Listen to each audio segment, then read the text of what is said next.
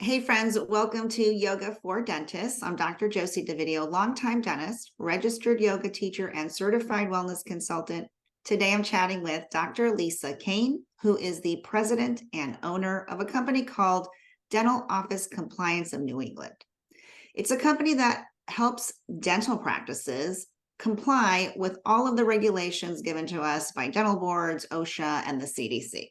She practiced in the greater Boston area for over 20 years, so she really gets what it's like to be in the trenches. And today we'll be talking about how to keep up with all of the things in a less stressful way. So, Dr. Kane, welcome to the show. Thank you so much for having me. I'm so excited for this. So help my audience understand, you practiced for over 20 years in Boston, and what then led you to create this company? My health, I started getting migraines all the time, and they would just last for days, and so work became very stressful. And I didn't have someone to help me with yoga and someone to help me. I think it was trying to take care of yourself. I feel like, now there's a lot more about that. Um, and so I always wanted to run a business, kind of organize a practice. So just a bunch of things kind of came together, and I thought, let's try this. And I love it. And it looks like you're doing a great job. I mean, your company is not just you, it's you and a team of people. So Yeah. how did you decide that that is what you wanted to focus on, right? Because you're basically helping companies do all of the things that nobody wants to do inside of their office. Which is great because Yeah, then yeah. Someone's got people to do can it, right? people can outsource it. Yeah. I mean, I didn't even know that these things existed. I mean, when I was practicing, as a longtime dentist like yourself, um, Yeah. I I mean, I didn't know there was an OSHA book. I didn't know there were rules. I just kind of thought the dental board was there to keep track of my CE and my license. And they don't even actually do that. They just do your license basically. But there are rules. And I was in an office that had some weird thing happen where someone kind of faked their license. Um, and it kind of opened my eyes that, wait a second, there are regulations, and, there are people that can come into your office and, whether it's without a warning or with a warning, and check out and see if you're following the regulations. And I thought, that's kind of cool. Like, let me research that, and see, if I can figure out what those are and help people. Yeah, see, because when I work with my clients, and a lot of the times, I mean, there's just so much going on when you run a dental practice, right? And so Hmm. a lot of the times when you're stressed or burnt out, the things that get your attention are the things that seem to be the most pressing. And the Right. things that are not that fun to do, like making sure we're doing all the regulatory things, get put on the back burner. And so, what I often tell my clients is, in order to reduce your stress overall, because we all know those things are looming, like I really Yep. should check for this, I really should look at that, we have to see where we stand with these things. In order to reduce your stress mentally, some things you're better off just outsourcing, right? And so that's Yeah. why I think your company is brilliant, because it's like, look, if you don't have time or simply just don't want to, there are people, companies who will do it for you. You just have to be Yeah. aware that they exist. And that's why I wanted to bring on the show today, to help my audience know that this is something that's available to them. So if these things are creating stress for you, you can certainly call Dr. Kane at Docs of NE and see what she offers and see what she can help you with. So the offices that you typically go into, what do they seem to be struggling with the most? I think that they're focused on their patients, rightfully so, right? And they don't know what they don't know. I always kind of say, I know that's so cliche, but they may have some logs or have some things, but they don't really have what's required. So, if I were a governing body and went into probably every office that I go into, I would find something. Most people have infection control issues, there's HIPAA issues. There's a lot of CE issues. As I said, like, I thought the dental boards kept track of your CE, but most they don't. So, you can have your license, but not really be licensed because you didn't have your CE. So, we try to help take all that administrative stuff, sort of off your plate And I think that, everyone has an OSHA book or a HIPAA book, or most people do. And it's always when I come in, hey, where is it? And it's hidden away somewhere, still in the wrapping or with dust, or it's from 1985 or whatever. So like that's great having it, but like there's actually things you have to do in it in order to be following the regulations. And I think that that's probably what most offices, aren't doing. So, we've been talking so far about compliance things and regulations, but are there any non-compliance related things that come up as you're working with your clients? Yeah, I mean, I'm kind of like you. Like I try to be, you start out as one thing with your team or the office, and then it kind of branches out to how can we help you in any other way. So I don't understand anything in the front, billing, all that stuff. I'm just going to throw that out there. Um, Yeah. but there's other places that do, and they're really good at that. But yeah, I mean, it comes up. We do a lot of chart audits. We really focus on risk management. I'm really focused on that right now, and trying to protect you and in any sort of a way. So anything that is clinical or documentation or infection control, OSHA, HIPAA, all that junk, anything back behind the front desk that is going to be a potential risk for you, I'm really trying to support you and help you for that. And then I know people. So like if someone is looking for someone for support in other ways, I call Josie. I call, like I refer them to, what's out of my realm.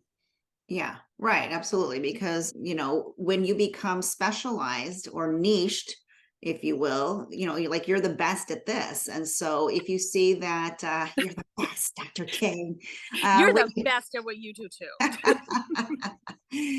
and so when you see it's like, okay, yeah, I can help you with this, but you also need help with that. But Yeah. I'm going to point you in the direction of someone who's better. And that's what I do, right? Yeah. It's like, that's why I love our connection, because I can tell my clients, like, okay, this ongoing pain point of yours of creating these things, let's Yeah. just outsource it, let's just get it done so that you can move on.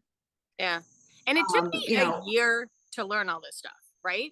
I mean, this is why like I feel like it's someone, you need to almost have someone who knows what they're doing, because I always kind of feel like paying someone on your team to do it, having them learn it, and then, they're not clinical at the time, and then they're, not making money, but you're still paying them and we don't know if they're doing it right. It's a pain in the neck. It definitely is sort of like you said, like this hidden sort of, on the back burner stress I think people have that they ignore. yeah. And I mean, let's be honest, there are dentists, and we can say this freely because we are both dentists. Hmm. There are dentists who get it and they go, you know what? It's not worth my time or effort. I'm going to pay someone else to handle this for me, someone who really Yeah. knows what they're doing. Then there are dentists who are like, I like doing it myself. Like I like diving in and doing it myself. And I noticed that your website has a lot of really cool things for those people, like live CE classes, Hmm.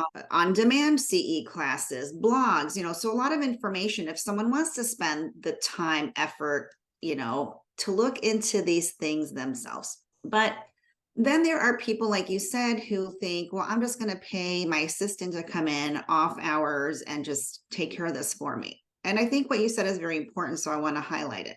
We don't know what we don't know. We can't, if we don't know it as a dentist, how do we expect our dental assistant to know it? And so let's Yeah. say you have a superstar dental assistant, which right now those are hard to come by. But Yeah. But let's you say can. you do, Right. and they dive in and fine, I will learn it, and you can pay me to do this after hours. We don't know enough to know if they're doing it right, Hmm. or if they're doing it right for our state. Because what if they're getting Right. information from some website that, like I'm in California and you're in, Massachusetts, I'm assuming. Yeah. But what if your assistant is getting this information from a state and it doesn't apply to your state? Yeah. Right. And so Yeah. there are a lot of things to consider. And honestly, I will confess that I am very much a do it yourself style doc, or I used to Hmm. be in my Yeah. practice, and which is fine. I don't knock that. But there are certain things that are just better off not on your plate. Right. Like if I would have outsourced a handful of things off the top of my head, it would have just given me more time in my life to do something more fun and to have Yeah. less stress. Right. Yeah. So, if you're listening to this or watching this, I want you to really evaluate, like, who are you and how's it working for you? Yeah. Are you getting this stuff done or not? And if you're not, and like me, I wasn't getting it done and I was a do-it-yourselfer, then it's time to consider hiring someone else to just do it for you. And you Right. even can, we do walkthroughs and stuff, right? So, and, we do them virtually, most, if it's out of state. And even just to get a sense, right? I mean, for me to just look through, give you sort of a plan of action. So you even have like a recipe to do what you need to do, right? So if you do want to do it yourself, fine, go for it. But we can kind of give you a little bit of a direction, I think, and, kind of point you out to, like you said, like, hey, in your state, you really need to make, like New Hampshire, for example, has to have an amalgam pamphlet in their Mm, office. mm. Okay. Why? I don't know. Um, but they have to, right? So every state has silly little quirks like that, that, if you do, and I'm always talking about low hanging fruit, like if you can do these stupid little things that cost you nothing, it's great for you. So, I mean, we're definitely, we're not going to force ourselves on you, but we're definitely there for support. And if you just want to, sort of a guide on how to do something. Absolutely. I mean, yeah, you're right. That's the bottom line is you're a great resource no matter what level you want to be engaged with your company, for example, right? So Yep. I think I'm glad that you said that to really point that out. So let me ask you about this because we have new dentists listening and seasoned dentists listening. Mhm. So what advice would you give to a new dentist when it comes to these sort of compliance things? Like some people are, fresh out of school, and is it different for them if they're an associate versus a practice owner? Help me understand that. I mean, I would just say to try to do things the right way. I mean, it's your license. Like everyone's license is their license, and if something goes wrong in the office, everyone's license is affected. So I just would say start out doing it the right way. Obviously, if you own the practice, so much easier. If you're an associate in a practice and they're not doing things the right way, a little bit more difficult. I mean, I would have someone almost, you do your due diligence on, what practice you're looking at, but I would have someone come in and just kind of do like, a quick sort of assessment of, are they following, the regulations? Are they doing the right thing? Are you kind of setting yourself up, for potential violations down the road? Yeah, but I mean, I think, the big thing is start off. I've noticed that teams that start off from the beginning doing something a certain way don't have a problem with doing it. It becomes second nature. They don't question it. When you come into an office that has someone who's retiring or someone who just bought it, and the team has been there for 20 years and hasn't done anything, we can easily get them to do what they need to do, but there's definitely more of a learning curve and it's harder. So, starting out doing things the right way and not ignoring the laws that exist that you have to follow. It's not really optional. Right, right, right. Yeah. I mean, I think we all, kind of learned that through this whole COVID experience, right? I mean, Right. things changed. Well, let's talk about that. What do you sense are some emerging issues in the dental field that clinicians need to be worried about or alerted to, aware of? I mean, I think this COVID thing put N95s into our world, right? We didn't really know they existed before. So because of that, and the CDC and OSHA, who cares about the employee, right? They haven't, I don't, in my opinion, I don't think they're going to change what they are right now. And it basically says if you go into an area of high COVID or high something, who knows what else they'll be, and you're doing an aerosol procedure, they want you to wear an N95. So I see making sure that you're fit testing every year as a really important thing because it's required for OSHA. And there's been a lot of OSHA violations for offices, and they get fined a lot from OSHA that did not fit test. Fit testing is probably the easiest, cheapest thing you could possibly do in your office. So like things like that. Like I would stay, even though we all think COVID is gone, I would really try to stay up to date on, those kind of protective things. I think PPE is so important. And I think that we realize the value of that and making sure that your team is wearing it when it's supposed to, when they're supposed to. There's a lot of people are not. So, just kind of showing your team that you care about them. I think that's really important because that I think that's what sort of was lacking during COVID. Everyone was freaking out and who knows who's getting what diseases, but really instilling that you care and you want them to be safe and you want your patients to be safe. Awesome. So I know that when you first started your company, you were focused on one thing. And Yep. over time, it's sort of like we Yep. mentioned this briefly earlier, we started doing one thing, and then based on what our clients were needing, our offering evolved. Yep. So if you can walk me through what you started off doing and now all of the things that you offer, that way the audience members can hear all of the things that are available to them if they choose to utilize your service. Yeah, so I started off with doing OSHA and infection control stuff, and I would just go and I made a big checklist, and I went in offices and I looked to see what they needed to do. Then I realized people want education, so then I started teaching OSHA and infection control classes. Then my husband joined my company about 2 years ago, and so since he's a lawyer, so he added HIPAA because I did not want to understand that. Yeah.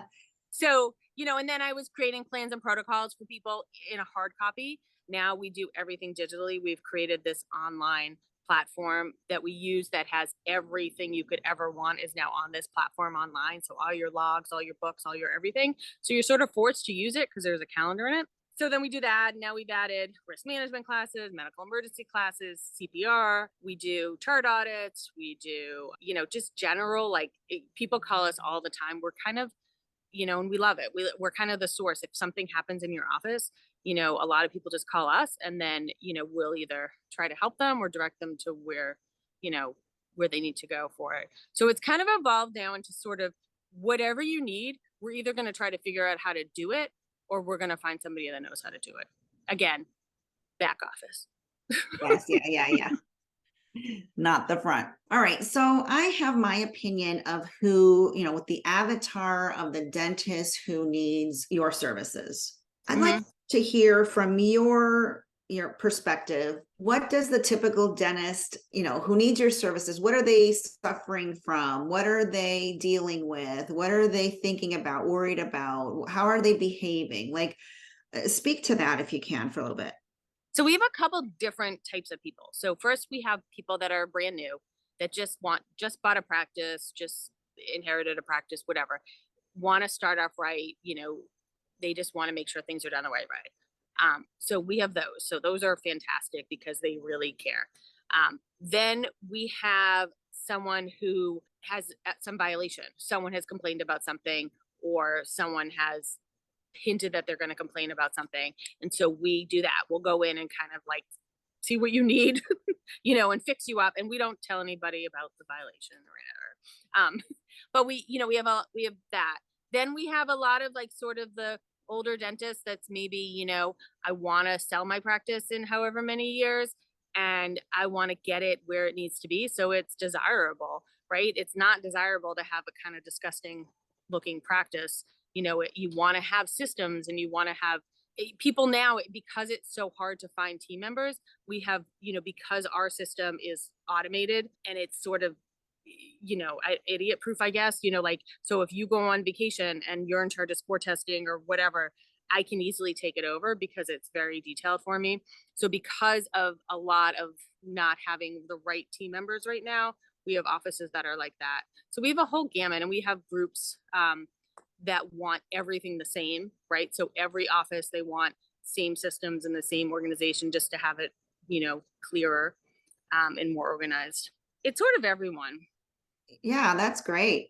I like that because by working with all these different types of practices, you really have a lot of research, really case studies, right? To see Yes. what will work, what won't work for some people, right? So I think that's really great to have all that experience.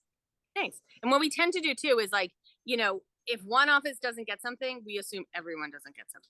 So, I'll make a video on, hey, this is why you're water testing, or this is why you're doing this, or this is in the news and this is what you need to do about it, or the law changed. We learn from all the different practices and kind of spread the wealth, right? So it is kind of cool because we do have different practices in different stages of practice, and it's kind of fun to, tell some new person, some wisdom we just learned from someone else. Right.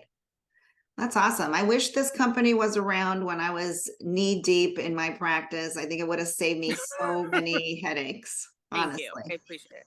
Well, Dr. Lisa Kane, thank you so much for coming onto the show and explaining a little bit about what you do and what you can offer the dentist. I hope that anyone who's listening or watching gets the idea or the sense that A, these things have to get done. They're required by law. Yep. And B, you ignoring them doesn't make them go away. Someone has to do it. And that's either going to be you, the dentist, or you can outsource it, right? Because, and yeah, I get that people still want to have people within their own office do it. But what makes me nervous about that is, again, we don't know if they're doing it right. Right. Right. And if they're not doing it right in a way that would protect you in the event of an inspection, or would help reduce your risk of receiving a violation, like if we don't know that for sure, then what's the point of doing it at all? So I hope that anyone who is concerned about this for their own practices will reach out to Dr. Lisa Kane and Dental Office Compliance of New England, which, by the way, let's clarify for the audience that Yes.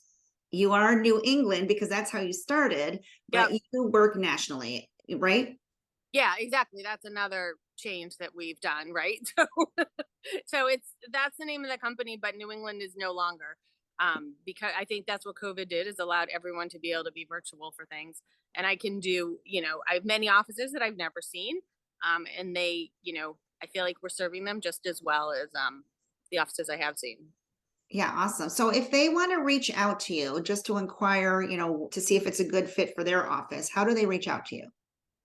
So you can email me. It's Lisa at doc4ne.com.